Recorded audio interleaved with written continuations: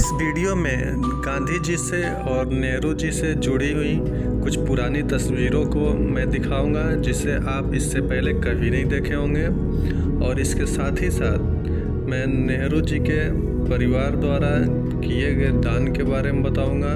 उन्होंने देश के लिए क्या किया, कितना दान दिया और क्या क्या किया। तो आइए शुरू करते हैं। डॉक्टर शशि कुमार सिंह के अनुसार नेहरू परिवार की 3 पीढ़ियों ने भारत की आज़ादी की लड़ाई में अपना और अपनी सारी संपत्ति का बलिदान दे दिया था।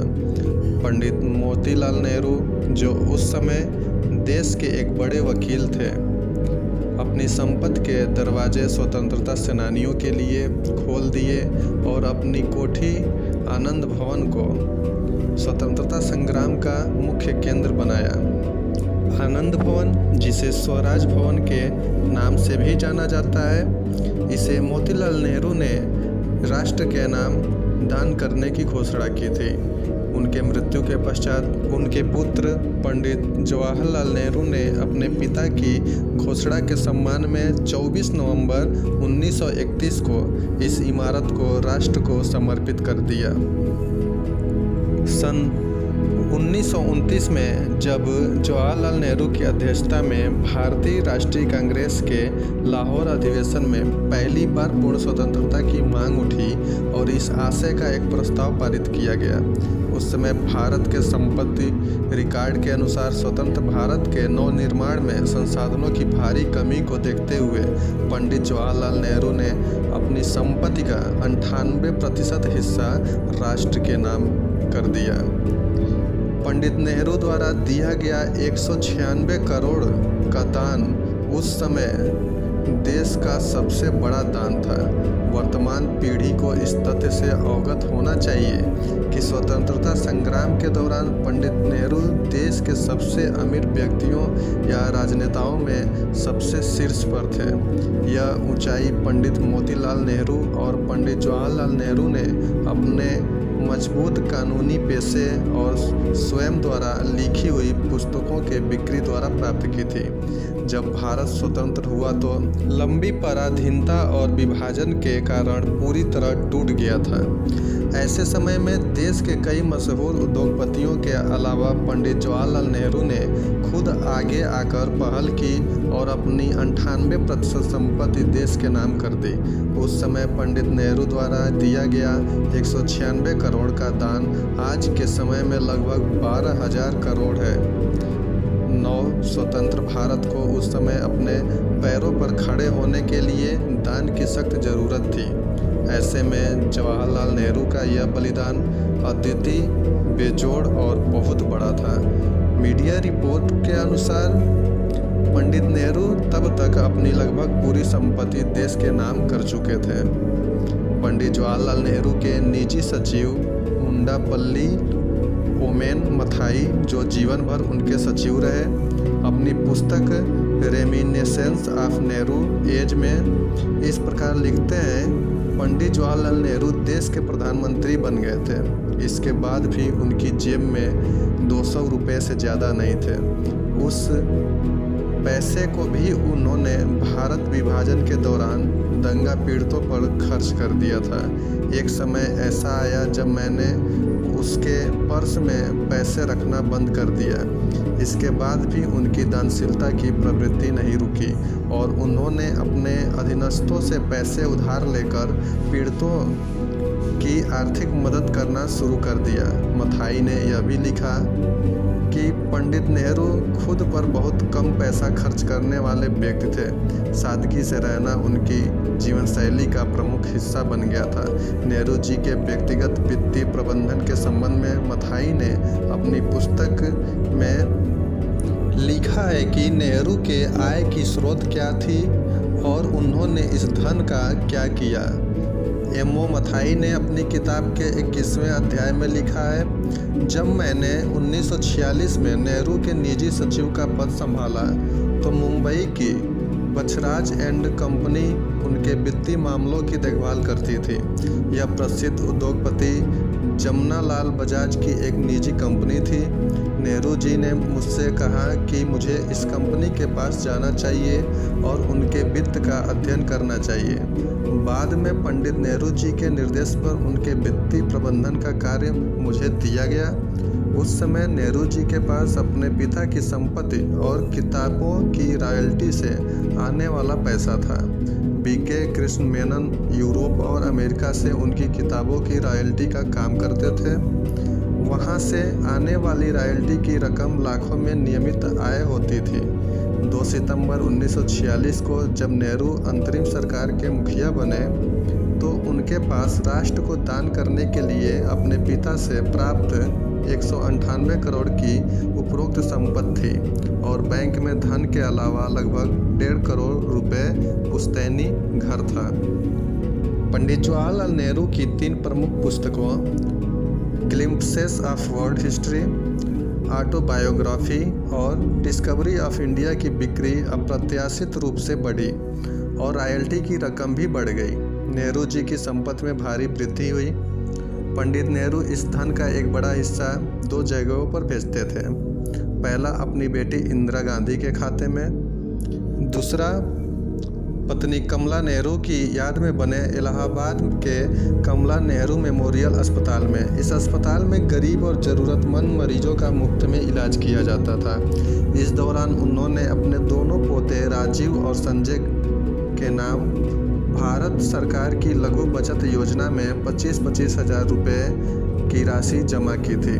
लेकिन पंडित नेहरू स्वाभाविक रूप से अपनी आय का एक बड़ा हिस्सा राष्ट्र को समर्पित करते थे।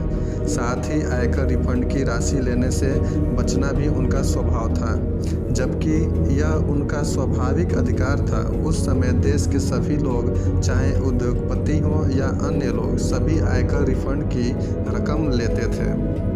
मथाई ने अपनी किताब में नेहरू जी की किताबों से होने वाली आय पर यह भी लिखा है कि बाद में हालात यह हो गई कि नेहरू जी को अपनी किताब के लिए यूरोप से अपनी किताबों की रॉयल्टी से जितना पैसा मिलता था उससे कहीं ज़्यादा पैसा कम्युनिस्ट देशों से मिलने लगे।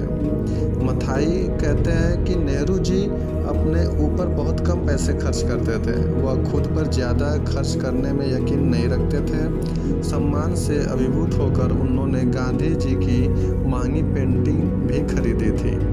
मथाई के अनुसार यह बिल्कुल असंभव था कि नेहरू जी ने प्रधानमंत्री बनने से पहले और बाद में किसी भी निजी काम के लिए पैसे मांगे हो या किसी से व्यक्तिगत तौर पर कहा हो कि उन्हें अपना पैसा इस बेहतर काम में लगाना चाहिए। वह किसी भी प्रकार का दान लेने से इनकार कर देते थे। इससे कोई फर्क नहीं पड़ता कि दान किस उद्देश्य से दिया जा रहा है। मथाई ने अपनी पुस्तक में लिखा है कि एक बार नेहरू जी को पता चला कि उनकी बहन विजयलक्ष्मी पंडित ने अमेरिका में राजदूत रहते हुए बड़े निजी खर्च किए थे। इसका भुगतान सरकारी धन और उद्योगपति बिड़ला से प्राप्त धन से किया गया था।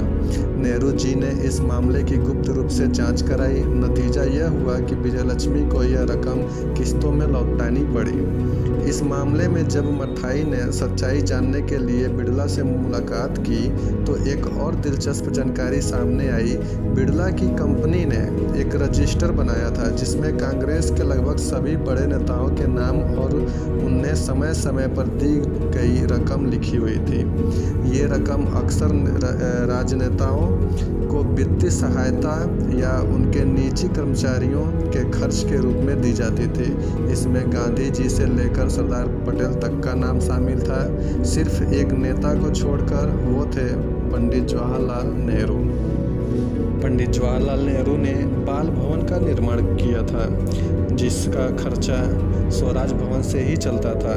उनका उद्देश्य था कि इस भवन से प्रतिभाशाली गरीब विद्यार्थियों की प्रतिभा को विकसित किया जा सकता है। बाद में इसे ध्यान में रखते हुए नवोदय विद्यालय शुरू किए गए।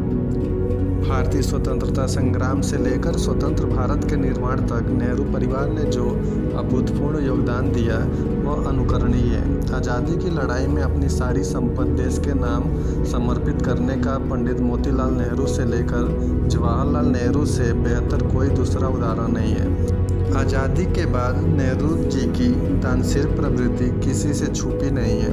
1962 में चीनी आक्रमण के समय श्रीमती इंदिरा गांधी आगे आई और अपने सारे आभूषण देश के नाम समर्पित कर दिया। यह किसी से भी छुपा नहीं है। यह किसी भी भारतीय महिला के लिए अभूतपूर्व और अतुलनीय है। पंडित जवाहरलाल नेहरू के विशाल व्यक्तित्व का अंदाज़ा इसी बात से लगाया जा सकता है कि जब 27 मई 1964 को जवाहरलाल नेहरू के निधन पर अटल बिहारी वाजपेयी का कवि हृदय रो पड़ा था। राज्यसभा में पंडित जी को श्रद्धांजलि देते हुए उन्होंने कहा, वह अविस्मरणीय है और यह भारत जैसे लोकतंत्र में ही संभव है कि विपक्ष का कोई नेता इतनी भावना से, इतनी गहरी श्रद्धा से ये शब्द कह सके। उन्होंने कहा, सभापति महोदय, यह एक सपना था जो अनंत में विलीन हो गया। सपना भय और भूख से मुक्त विश्व का था। यह एक महाकाव्य का गीत था जिसमें गीता की गूंज और गुलाब की महक थी। यह एक दीपक की लौ थी जो रात भर जलती रही, हर अंधकार से लड़ती रही और हमें रास्ता दिखाकर एक सुबह स्वयं निर्वाण को प्राप्त हो गई। मृत्यु ध्रुव है, शरीर नश्वर है। जिस शरीर को हमने चंदन की चिता पर अग्नि दी, उसका विनाश निश्चित था। लेकिन क्या ये जरूरी था कि जब साथी सो रहे हों तो मौत इतने चुपके से आए? जब गार्ड अनजान थे, हमारे जीवन का अमूल्य खजाना लूट लिया गया है। भारत माता आज शोक मना रही है। उसने अपना सबसे प्रिय राजकुमार खो दिया है। मानवता आज दुखी है, उसका पुजारी सो गया। आज शांति भंग हो गई है क्योंकि उसका रक्षक चला गया है। दलितों ने अपना समर्थन खो दिया, सबकी आंखों का तारा चला गया। दुनिया के रंगमंच का मुख्य अभिनेता अपना अंतिम अभिनय करने के बाद मर गया। यह कहना कोई अतिशयोक्ति नहीं होगी कि पंडित जवाहरलाल नेहरू 20वीं सदी के सबसे बड़े परोपकारी और महानायक थे।